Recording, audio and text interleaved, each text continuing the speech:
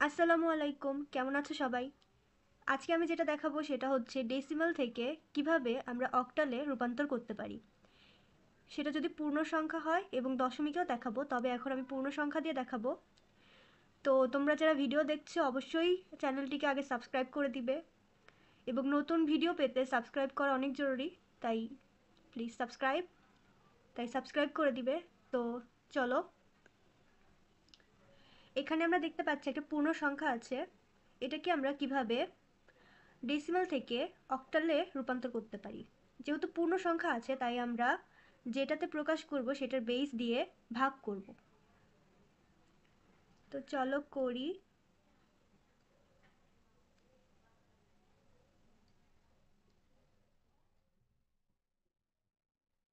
8 দিয়ে ভাগ, তাহলে কত হচ্ছে? 81, আর ভাগশেষ থাকছে 6। আবার 8 দিয়ে ভাগ, 10, ভাগশেষ থাকছে 1। আবার 8 দিয়ে ভাগ, ভাগফল হবে কত? ভাগফল হবে 8, একবার যায় তাহলে ভাগফল হবে 1, ভাগশেষ হবে 2।